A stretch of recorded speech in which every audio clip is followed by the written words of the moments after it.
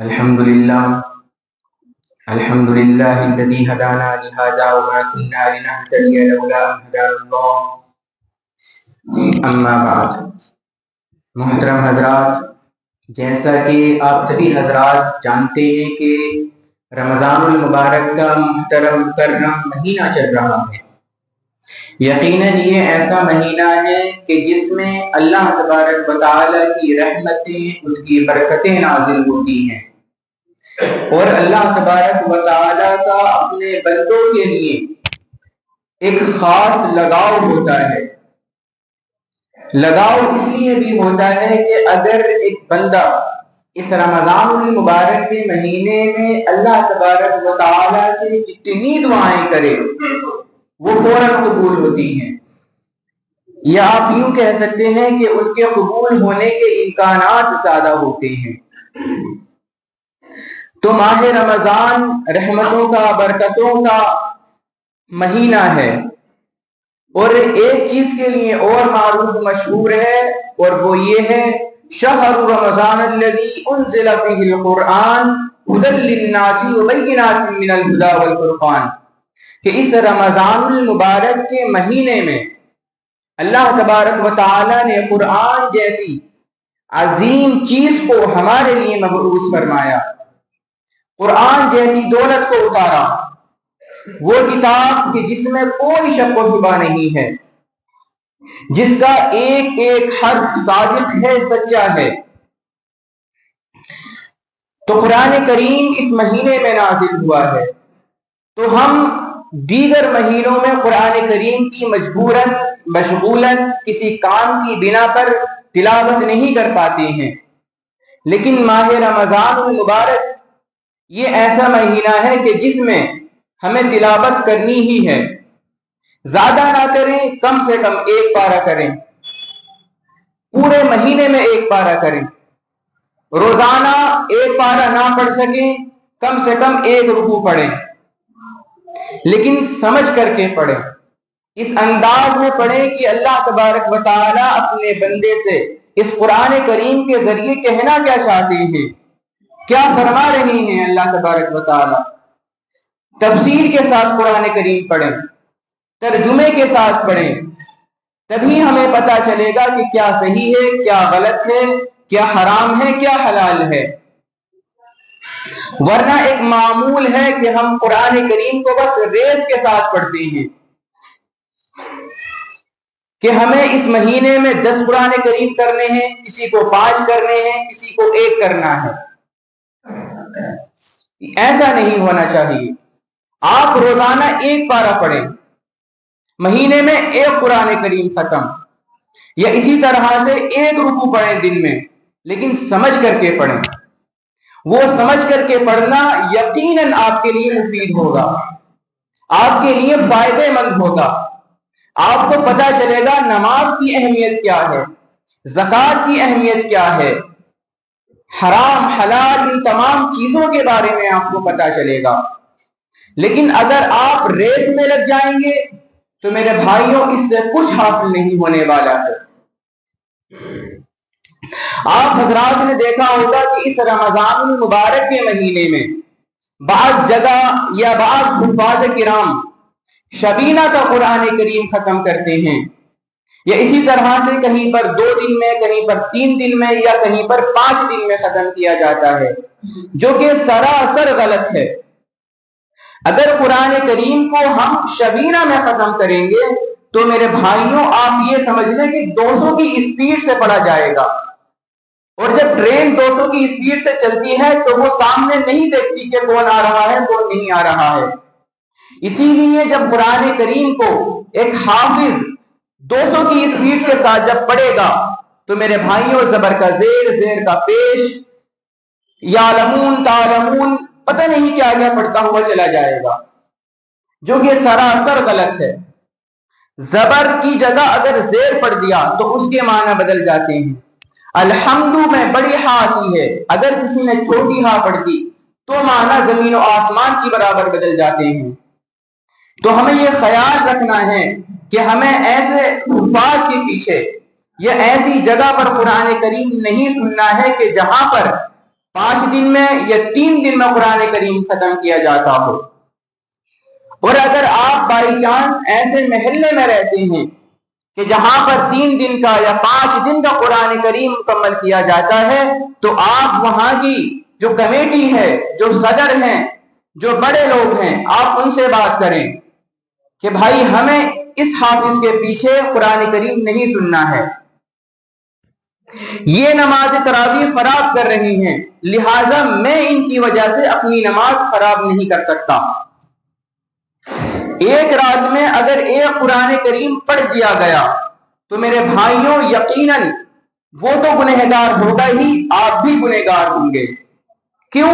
کیونکہ آپ نے اس کو سپورٹ کیا کہ بھائی آپ ایک دن کا قرآن کریم ختم کرو، ہم آپ کے پیچھے نماز پڑھیں گے۔ اگر آپ منع کرتے کہ نہیں ہمیں آپ کی ضرورت نہیں ہے، ہمیں ایک دن کا یا 5 دن کا قرآن کریم نہیں سننا ہے، تو وہ حافظ مجبوراً 15 یا 20 دن کا قرآن کریم پڑھنے پر مجبور ہو جاتا، وہ پھر پڑھتا۔ اور اس طرح کے جو حفاظ کرام ہوتے ہیں وہ صرف اور صرف رمضانی حافظ ہوتے ہیں کہ جس طرح رمضان آیا بس 5 دن کا قرآن کریم ختم کریں گے، پھر وہی معمول، نماز تراویح نہیں پڑھیں گے، قرآن کریم کی تلاوت نہیں کریں گے۔ جو سمجھدار حافظ ہوگا، جو سمجھدار عالم ہوگا، جو سمجھدار انسان ہوگا، وہ کبھی بھی اس چیز کا انتخاب نہیں کرے گا کہ وہ ایسے حافظ کے پیچھے نماز تراویح پڑھے کہ جو نعوذ باللہ 5 دن میں قرآن کریم کو مکمل کر دیتا ہو، یا ایسی جگہ پر نماز تراویح نہیں پڑھیں گے کہ جہاں پر 5 دن میں قرآن کریم ختم کر دیا جاتا ہو۔ قرآن کریم بھلا ایسی چیز ہے کہ جس میں رفتار لگائی جائے، جس میں دوڑ کی جائے کہ وہاں پر 3 دن کا ہوتا ہے لہذا میں 2 دن کا کروں گا، وہاں پر 5 دن کا ہوتا ہے تو میں 3 دن کا قرآن کریم ختم کروں گا؟ نہیں میرے بھائیوں، قرآن کریم اس لیے نازل نہیں ہوا تھا کہ آپ اس میں ریس لگائیں، آپ جدوجہد کریں، نہیں، قرآن کریم اس لیے نازل ہوا تھا تاکہ آپ اس کو سوچ سمجھ کر کے پڑھیں، سنیں۔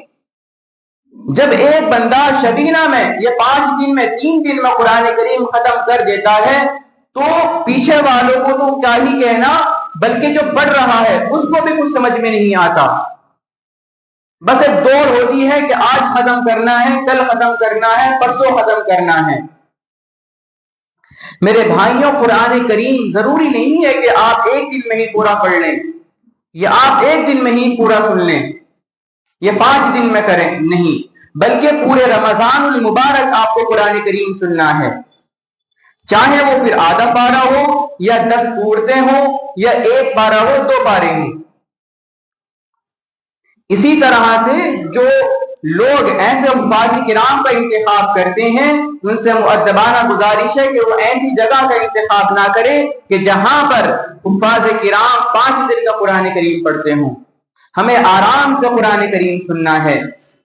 جب ایک حافظ قرآن کریم کی تلاوت کرتا ہے، ترتیل کے ساتھ قرآن کریم پڑھتا ہے، جیسا کہ اس کو پڑھنے کا حکم ہے، وَرَتِّلِ الْقُرْآنَ تَرْتِيلًا، اللہ تبارک و تعالیٰ قرآن کریم میں فرماتے ہیں کہ تم قرآن کریم کو اس انداز میں پڑھو کہ ترتیل کے ساتھ، آرام سے، آہستہ آہستہ، سمجھنے والوں کو سمجھ میں آئے۔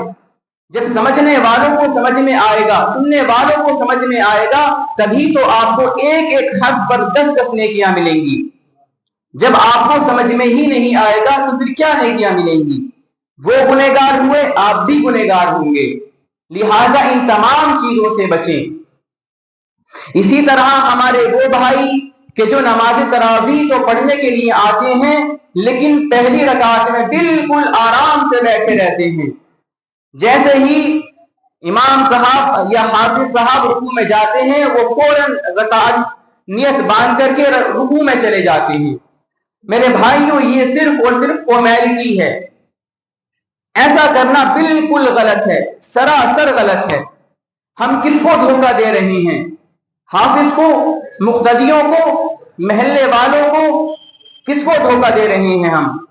یا اگر ہم نماز تراویح پڑھ رہے ہیں، اللہ تعالیٰ کی عبادت کر رہے ہیں، تو یہ نماز تراویح پڑھنا کس کے لیے ہے؟ محلے والوں کے لیے ہے, مسجد والوں کے لیے ہے, نہیں, یہ اللہ تبارک و تعالیٰ کے لیے ہے. نماز تراویح اللہ تبارک و تعالیٰ کی محبت میں, اس کے حبیب صلی اللہ علیہ وسلم کی محبت میں پڑھی جاتی ہے. لہذا جب آپ میں سے کوئی اس طرح کا اعمال کرے, کوئی اس طرح کا کام کرے, تو آپ اس کو سمجھائیں کہ بھائی آپ مسجد میں کس لیے آئے ہیں. آپ مسجد میں نماز تراویح ادا کرنے کے لیے آئے ہیں, تو لہذا قرآن کریم کو سنیں. نماز تراویح پڑھنی ہے تو خلوص کے ساتھ پڑھیں, ورنہ اللہ تبارک و تعالیٰ کو آپ کی اس تراویح کی کوئی ضرورت نہیں ہے. بہت سے لوگ ہیں جو اللہ تبارک و تعالیٰ کی عبادت کر رہے ہیں. اللہ تبارک و تعالیٰ اپنے دین کا کام کسی سے بھی لے سکتے ہیں. اگر آپ نماز تراویح پڑھ رہے ہیں تو ضروری ہے کہ خلوص کے ساتھ پڑھیں, اخلاص نیت کے ساتھ پڑھیں, تبھی تو آپ کو قرآن کریم سننے میں مزہ آئے گا, پڑھنے میں مزہ آئے گا, تلاوت کرنے میں مزہ آئے گا. اسی طرح سے روزانہ روزے رکھیں. رمضان المبارک کا مہینہ چل رہا ہے, یقیناً یہ ایسا مہینہ ہے کہ جس میں اللہ تبارک و تعالیٰ کی خاص رحمت ہوتی ہے. رمضان المبارک کے مہینے میں 3 عشرے ہوتے ہیں. عشرہ کہا جاتا ہے 10 دن کو. پہلے جو 10 دن ہوتے ہیں وہ رحمت والے ہوتے ہیں, یعنی اللہ تبارک و تعالیٰ کی خاص رحمت اپنے بندوں کی طرف اترتی ہے. دوسرا عشرہ ہوتا ہے مغفرت, دوسرا عشرہ ہوتا ہے برکت کا, کہ بندہ جو بھی دعائیں کرتا ہے اپنے مال سے متعلق, اپنی عمر سے متعلق یا اپنے بیوی بچوں سے متعلق, تو اللہ تبارک و تعالیٰ اس کے برکت میں, اس کی اولاد میں یا اسی طرح سے اس کی عمر میں برکت عطا فرماتے ہیں. اور تیسرا عشرہ ہوتا ہے مغفرت کا, کہ اللہ تبارک و تعالیٰ اس میں اگر ایک بندہ اپنی زبان سے, اپنے ہونٹوں سے, بلکہ دل میں یہ سوچ لے کہ اللہ تبارک و تعالیٰ میرے جتنے بھی گناہ ہیں, بچپن سے لے کر آج تک میں نے جتنے بھی گناہ کیے ہیں, میں شرمندہ ہوں. اے اللہ تبارک و تعالیٰ تو رحمان ہے, تو رحیم ہے, تیری رحمانیت کے کیا کہنے ہیں. اے اللہ تو بہت معاف فرمانے والا ہے, لہٰذا مجھے معاف فرما دے. تو اللہ تبارک و تعالیٰ معاف فرما دیتے ہیں. اتنی توجہ اللہ تبارک و تعالیٰ کی طرف سے ہوتی ہے بندوں پر. تو آپ دعائیں کریں اپنے لیے, اپنے بھائیوں کے لیے, اپنے گھر والوں کے لیے, امت مسلمہ کے لیے, بالخصوص ہمارے فلسطینی بھائیوں بہنوں کے لیے, غزہ کے لیے, اور جتنے بھی ہمارے مسلمان بھائی پریشان حال ہیں تمام کے لیے دعائیں کریں. یہ مہینہ رحمتوں کا مہینہ ہے, دعاؤں کا مہینہ ہے, اللہ تعالیٰ سے قرب حاصل کرنے کا مہینہ ہے. زیادہ سے زیادہ اس میں ذکر و اذکار کریں, اس کی عبادت کو انجام دیں. جتنا ہو سکتا ہے اللہ تبارک و تعالیٰ کی رحمت میں غوطہ لگائیں. 5 وقتہ نماز ادا کریں. جتنا ہو سکتا ہے اپنے گھر والوں کے لیے, اپنے گھر والوں کو نماز کی دعوت دیں. جو ہمارے مسلمان بھائی کسی کام میں مشغول ہیں, نماز نہیں پڑھ پاتے ہیں, کاروبار میں لگے ہوئے ہیں, رکشہ چلاتے ہیں, وقت نہیں ملتا, آپ ان کے لیے دعائیں کریں, ان کو سمجھائیں, ان کو نماز کی اہمیت بتلائیں کہ نماز پڑھنے سے کیا کیا فائدے ہو جاتے ہیں. میرے بھائیوں, سب سے پہلی بات تو آپ یہ سمجھ لیں کہ آپ کے مقدر کا لکھا کہیں نہیں جانے والا. جو آپ کے مقدر میں لکھ دیا گیا ہے وہ آپ کو مل کر کے رہے گا, چاہے آسمان سے آپ کی جھولی میں کیوں نہ آ جائے, وہ آپ کو مل کر کے رہے گا. اور جو آپ کے مقدر میں نہیں ہے, آپ کے نصیب میں نہیں ہے, وہ یقیناً آپ کی جیب سے بلکہ آپ کے منہ تک آئے گا لیکن چلا جائے گا. کیوں؟ کیونکہ وہ آپ کے نصیب میں نہیں ہے. تو لہذا جب اللہ تبارک و تعالیٰ ان غیر مسلموں کو جو اللہ تبارک و تعالیٰ کی عبادت نہیں کرتے اس کے ساتھ شریک ٹھہراتے ہیں, جب اللہ تبارک و تعالیٰ ان کو رزق دے رہا ہے تو ہم تو اللہ تبارک و تعالیٰ کے ماننے والے ہیں, ہم تو اس کے حبیب کے ماننے والے ہیں, ہم تو اس کے ایمان پر چلتے ہیں, ہم تو اس کے سامنے اس دن میں 5 مرتبہ اس کا ذکر کرتے ہیں, اس کی عبادت کرتے ہیں, اس کے سامنے رکوع و سجود کرتے ہیں. تو اللہ تبارک و تعالیٰ بھلا ہمیں رزق کیوں نہیں دے گا؟ اللہ تبارک و تعالیٰ ہمیں ہمیں رزق کیوں نہیں دے گا؟ قرآن کریم میں اللہ تبارک و تعالی فرماتے ہیں ان اللہ خیر الرازقین، بے شک اللہ تبارک و تعالی بہترین رزق عطا فرمانے والے ہیں۔ جب ایک بندہ نماز پڑھ رہا ہے، اللہ تبارک و تعالی کی عبادت کو انجام دے رہا ہے، جو اس کے احکامات ہیں ان کو فالو کر رہا ہے، اس کے لیے وقت نکال کر کے اپنا کام چھوڑ رہا ہے، اس کی عبادت کو انجام دے رہا ہے، تو بھلا اللہ تبارک و تعالی اپنے اس بندے کو کیسے بھوکا رکھ سکتے ہیں؟ تو میرے بھائیوں، رمضان المبارک کا ایک ہی مہینہ ہے، زیادہ نہیں ہے۔ اس میں زیادہ سے زیادہ ہمیں یہ کوشش کرنی ہے کہ ہمیں نماز تراویح ادا کرنی ہے، جو پورا سال نہیں رہتی، صرف ایک مہینے کے لیے ہے۔ 5 وقتہ نماز ادا کرنی ہے، روزے رکھنے ہیں۔ روزے سے یاد آیا، روزہ ہمیں صرف پیٹ کا نہیں رکھنا ہے، روزہ ہمیں اپنی زبان کا بھی رکھنا ہے، اپنے ہاتھوں کا بھی رکھنا ہے، اپنی آنکھوں کا بھی رکھنا ہے، ہر عضو کا، ہر پارٹ کا روزہ رکھنا ہے، کہ ہمیں اس زبان سے جھوٹ نہیں بولنا ہے، ہمیں اس زبان سے کسی کی غیبت نہیں کرنی ہے، کسی کی چغلی نہیں کرنی ہے، کچھ ایسا نہیں بولنا ہے کہ سامنے والے کو برا لگ جائے، سامنے والا ہماری بات سے غمگین ہو جائے، وہ پریشان ہو جائے، کچھ ایسا نہیں بولنا ہے۔ یا اسی طرح سے ان آنکھوں سے بد نظری نہیں کرنی ہے، فحاشیت نہیں دیکھنی ہے، گانے نہیں سننے ہیں، فلمیں نہیں دیکھنی ہیں، بازاروں میں جا کر کے عورتوں کو نہیں دیکھنا ہے، غیر محرموں کو نہیں دیکھنا ہے۔ یا اسی طرح سے ان ہاتھوں سے کچھ ایسا نہیں کرنا ہے کہ جس سے سامنے والے پر ظلم ہو جائے۔ ہمیں ان تمام چیزوں سے بچنا ہے، تبھی ہمارا روزہ صحیح معنوں میں روزہ کہلائے گا۔ ورنہ روزہ رکھ لیا، ہوتا یہ ہے کہ روزہ رکھ لیا، دوپہر کو اٹھتے ہیں، 11-12 بجے اٹھتے ہیں۔ میرے بھائیوں، جب روزہ محسوس ہی نہیں ہوا تو روزہ کس بات کا؟ روزہ تو اس چیز کا نام ہے کہ محبوب کی محبت میں، رب کی محبت میں اپنے آپ کو کھپانا۔ بھوک لگ رہی ہے، رزق ہے، لیکن پھر بھی اللہ تبارک و تعالی کی محبت میں نہیں کھانا ہے، عبادت کو انجام بھی دینا ہے، اپنا کام بھی کرنا ہے، سارے کام کرنے ہیں، لیکن روزہ رکھ کر کے۔